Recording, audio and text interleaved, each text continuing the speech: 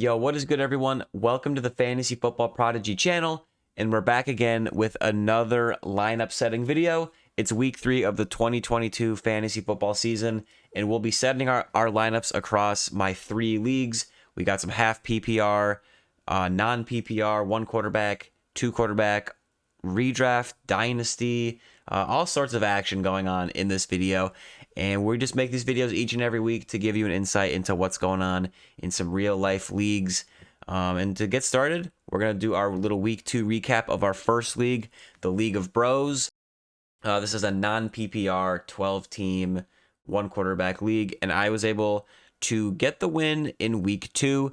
I won by a little more than 10 points, it looks like.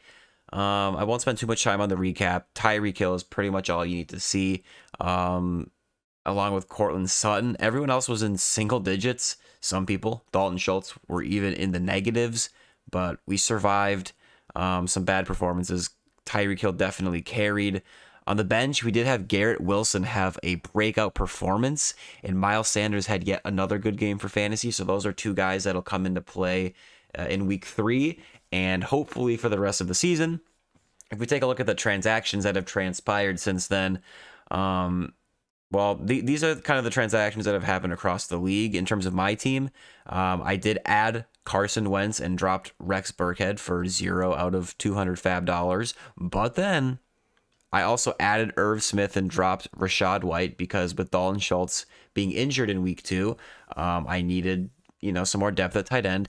And Rachaad White was just a handcuff. I just have him on the team just in case something were to happen to Leonard Fournette. And then I went ahead and added the Chiefs defense and dropped the Broncos. And even though I just added Carson Wentz, I saw Kadarius Toney was dropped as a part of that initial wave of waivers. So I'm like, you know what? I want to add Kadarius Toney, see a Carson Wentz. And then a couple hours before I started recording this, I added Darrell Williams just because James Conner is dealing with an injury. And even if he plays, I kind of want to see how things shake out.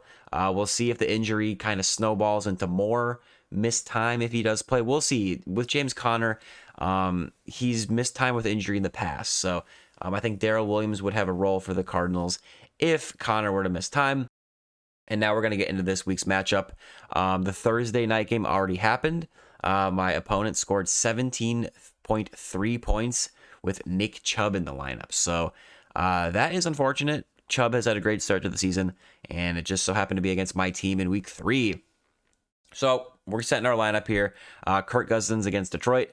I think that is a great bounce back opportunity for Kirk. I like that start. Jonathan Taylor is an auto start. Javonte Williams is an auto start for my team. Tyreek Hill, even in a tough matchup against Buffalo, you got to start Tyreek Hill. Courtland Sutton at this point is an auto start for my team. And then this is where it gets a little interesting. At tight end, I am going to be playing Irv Smith against the Detroit Lions for the Minnesota Vikings over Dalton Schultz. Even if Schultz plays, he got injured in week 2. And with Cooper Rush in week 2, he had a pretty bad performance. If he plays, he could have a better game, or dealing with the injury, we don't know what's going to happen. I'm going to go with Irv Smith, who week 1 wasn't involved at all. Week 2, though, 36 yards, 1 touchdown, saw 8 targets. And also importantly, he did drop a long bomb touchdown. So he could have had a crazy performance for fantasy. So against the Lions in a game that could be high scoring, I'm just going to roll with Irv Smith at tight end. And then at flex, this is what, guys, my flex in this position it's up for grabs, man. But there's a lot of good candidates here. Miles Sanders is currently in my flex. But DK Metcalf, I think he could have his first good game of the season against the Falcons. Darnell Mooney, he's not really in consideration for me just because the Bears aren't throwing the ball at all. So how's he going to get the ball if they don't throw it? And then Garrett Wilson of the Jets. He had his breakout performance in week 2. And even week 1, he had a great game for fantasy, 52 yards. His first game ever, not too shabby. As of now, I'm going with Miles Sanders in a good matchup with Washington. Miles Sanders has actually been seeing some decent volume.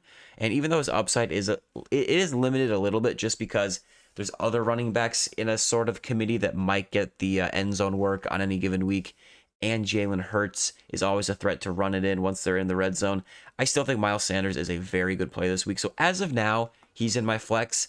And actually, if I were to keep it that way, I would want to put Javonte Williams in the flex, technically, and Miles Sanders in the running back spot, just because you want the later game in the flex, just so you have more flexibility should something happen later on. I could put a running back or wide receiver or tight end in this spot, but this is the lineup as of now with the Rams kicker and the Chiefs defense. If I do make any changes, I will always comment it down below and put it in the description. Moving on to our auction league. So the first one was a redraft snake draft. This is an auction draft league, half PPR, Superflex. We got 3 wide receivers, all sorts of stuff going on. So this was last week. I was 1-1 in that previous league. In this league, I am 0-2, and that is a trend you will see in my next league as well. We're off to a slow start here, boys. But without Dak Prescott, I had to put Davis Mills in there. He did not perform. And without Dak Prescott, it was a bad week for both Jonathan Taylor and Javonte Williams to have pretty mediocre performances, along with Darnell Mooney having a complete disappearing act.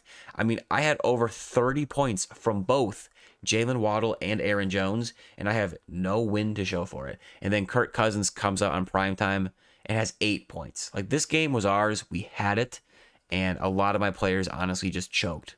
It was really only Aaron Jones and Jalen Waddle that showed up. And then even Gerald Everett, he was a good play for the Thursday night game. I played him over Zach Ertz, and I felt confident about it after he scored 10.1. But of course, just to add insult to injury, Zach Ertz did have 11.5. So not a big difference, but it's like, man, I couldn't even get that call right. Everything just kind of went wrong in this week. But we're going to move on. I still think my team is pretty good in terms of transactions. I'm the Iron Man. I added Joe Flacco and dropped Mitch Trubisky just because I kind of need to start at quarterback, and I just prefer Joe Flacco over Trubisky, I guess, at this point. And then I did go ahead and add Alexander Mattison back to my roster. I added Isaiah McKenzie and dropped Alexander Mattison late last week. My opponent did have Gabe Davis, who didn't play, but he also had Miles Sanders, who was in one of the 2 Monday night games anyways. So I was kind of blocking my opponent, but in reality, he was always going to play Miles Sanders anyways. Once Gabe Davis was ruled out. And yeah, those are kind of the transactions that my team made. Now we're going to go ahead and set our lineup here. We're already down 17.3 with Nick Chubb in the lineup. So I'm playing against Chubb in 2 lineups. You got to be kidding me, man. Can I catch a break here to start the season? It's been rough. In this league, there's not too many question marks here. I'm going with Kirk Cousins and Joe Flacco. Listen, Flacco isn't someone you want to rely on, but he's shown some life this year. 14 points week 1, 26 points week 2. He's my best option. In this 2 quarterback league, there's nothing available, and Jimmy Garoppolo went for more than I bid on the waiver wire. He went for, where's Jimmy G? He went for 100. I bid, what was it? 41. I probably should have bid more, but hopefully Dak Prescott, once he comes back, I should be good at quarterback. Hopefully, fantasy gods willing. At running back, we got Jonathan Taylor, Aaron Jones, and Javonte Williams in the flex. I am playing them over Ezekiel Elliott. I'm thinking Zeke could have a bounce back game in week 3, but we'll see. We'll see what happens. I don't know, man. He hasn't been electric for fantasy yet. We'll see what happens. And then at wide receiver, we got 3 wide receiver spots. I got Jalen Waddle coming off an elite performance in week 2 against a much tougher matchup with the Bills. We got Brandin Cooks, who's always just solid. And then DK Metcalf, who's had a slow start. But like I said, against the Atlanta Falcons, he might finally have a good game.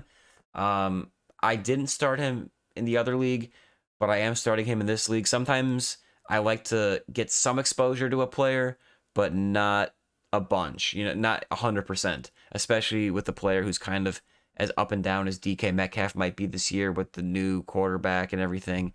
And given the rest of my roster in this team, Metcalf is definitely, I would say, my top wide receiver play, other than maybe Darnell Mooney if he sees targets or makes the most of his 1 or 2 targets he sees in this game. Whereas in the other league, I have a few other options: Garrett Wilson, Miles Sanders, guys like that. So I am playing Metcalf over Mooney, just because Metcalf's targets should be a little more secure. The Seahawks, I think Metcalf will get, I think he's a pretty much guarantee for at least a handful of targets, whereas Mooney, with how little the Bears are throwing, who knows what's going to happen, man. And then Zach Ertz at tight end. I'm going to go with him over Gerald Everett.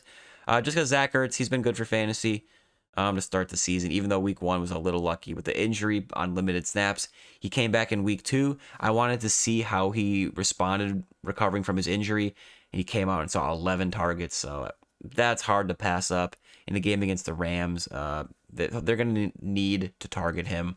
And Justin Herbert is also dealing with a rib injury, so we'll see what happens with the Chargers offense.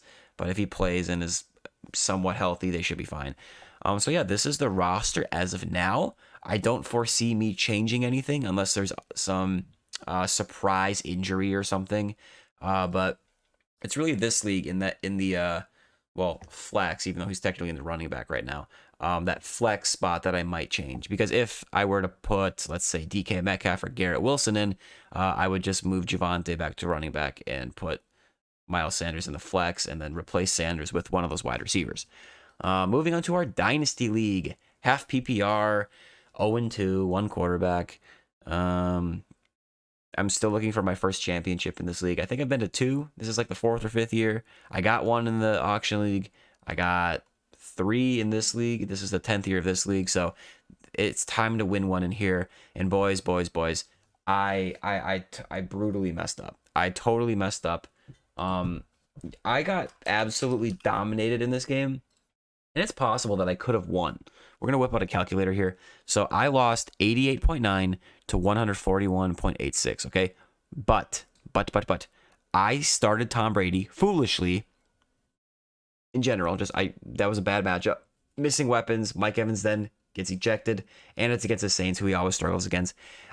I thought about playing Tua, but I'm like, I'm going to stick with the GOAT. I'm sticking with Brady. What did Tua do? He came out and had 469 yards.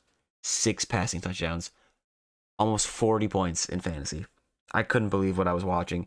And as the game was going on, even though I had Tyreek Hill and Jalen Waddle on other teams, as he's making all these passes, I'm like, wow, I really sat the guy that's just distributing this ball to at will for 6 touchdowns. But 38.86 minus 9.4.